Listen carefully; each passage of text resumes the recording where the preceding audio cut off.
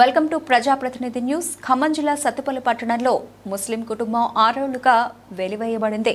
ఆలస్యంగా వెలుగులోకి వచ్చిన సంఘటనలో కీలక సూత్రధారి సత్తుపల్లి పట్టణ బీఆర్ఎస్ అధ్యక్షుడు షేక్ రఫీ స్థానిక జామే మసీద్ అధ్యక్షుడిగా ఉన్న సమయంలో మక్కా మసీద్ కమిటీ అధ్యక్షుడుగా మహమ్మద్ అఫ్జల్ పనిచేస్తూ ఉన్నారు. మక్కా మసీద్ విరాళాలు దుర్వినియోగం చేశాడు అని అఫ్జల్పై షేక్ రఫీ సత్తుపల్లి పోలీస్ స్టేషన్లో ఫిర్యాదు చేశారు.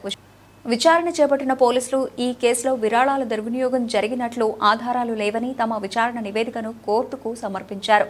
ఆగ్రహించిన షేక్ రఫీ అతని కమిటీ సభ్యులు మహమ్మద్ అఫ్జల్ను ముస్లిం కులం నుండి వెలివేశామని, అతని కుటుంబ సభ్యుల నుండి ఎలాంటి చందా వసూలు చేయవద్దని, అలాగే వారెవరైనా విరాళాలు ఇస్తే తీసుకోవద్దని ఆదేశించారు.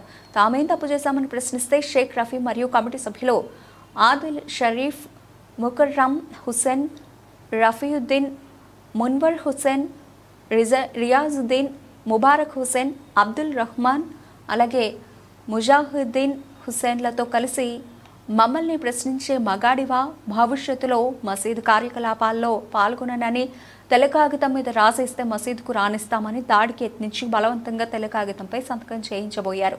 6 ఏళ్లుగా ఇంతగా తమ హక్కులకు భంగం కలిగించిన వారిపై చట్టపరంగా చర్యలు తీసుకుని వారి నుండి రక్షణ కల్పించాలని సత్తుపల్లి పోలీస్ స్టేషన్లో అఫ్జల్ ఫిర్యాదు చేశారు.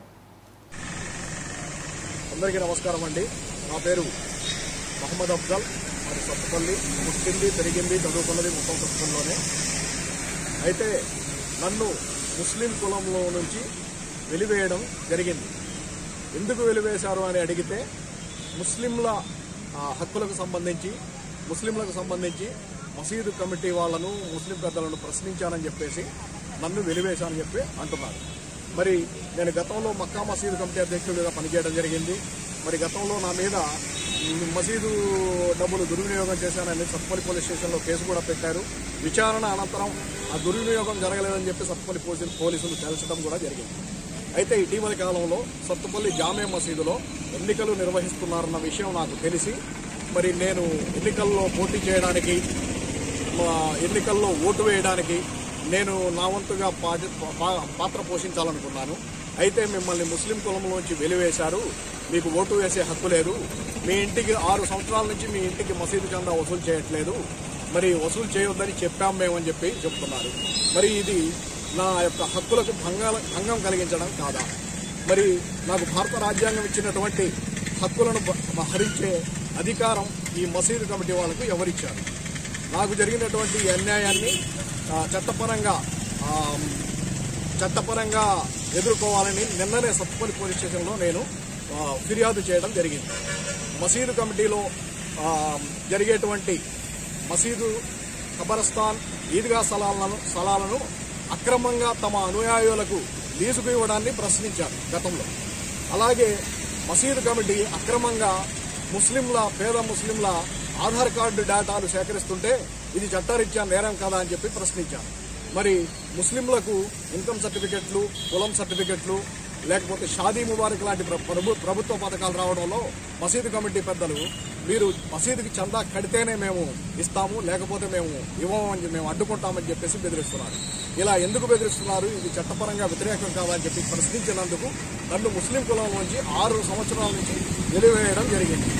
మరి నా మీద జరిగినటువంటి ఈ యొక్క సామాజిక బహిష్కరణను ప్రజాస్వామ్యవాదులంతా ఖండించాలని, మరి ప్రభుత్వ అధికారులు, పోలీసు అధికారులు దీనిపై చట్టపరంగా విచారణ జరిపి బాధితులపై చర్యలు తీసుకోవాలని చెప్పేసి నేను కోరుకుంటున్నాను. అలాగే భవిష్యత్తులో మరి ఈ యొక్క విషయానికి సంబంధించి పోలీసు ఉన్నతాధికారులను, అలాగే మానవ హక్కుల సంఘాన్ని, పౌర హక్కుల సంఘాలను కూడా సంప్రదించి ఫిర్యాదు చేయదలుచుకున్నారు. మరి ఏ విధంగానైనా సరే నాకు జరిగినటువంటి అన్యాయాన్ని మరే ఇతర ముస్లిం వ్యక్తికి కూడా జరగకుండా చూడాలని ప్రభుత్వ అధికారులను కోరుకుంటున్నారు. సత్తుపల్లి పట్టణానికి సంబంధించిన భారత రాష్ట్ర సమితి పార్టీ అధ్యక్షుడు షేక్ రఫీ, మహమ్మద్ ముకర్రం హుస్సేన్, మున్వర్ హుస్సేన్, ముబారక్ హుస్సేన్, ముజాహిద్ హుస్సేన్, షాకిర్ హుస్సేన్, రఫీయుద్దీన్, రియాజుద్దీన్, అబ్దుల్ రహమాన్లు మరి నా మీద ఈ కుల బహిష్కరణ ఈ యొక్క నేరానికి పాల్పడ్డారు.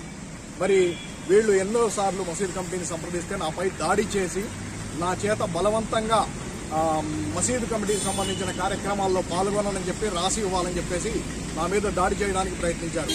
నేను తప్పించుకొని తిరుగుతున్నాను. నాకు ఈ వ్యక్తులతో ప్రాణహాని కూడా ఉంది కాబట్టి పోలీసు అధికారులతోని నా యొక్క నేను చెప్పినటువంటి వ్యక్తులతో నాకు రక్షణ కల్పించాలని కోరుకుంటున్నాను.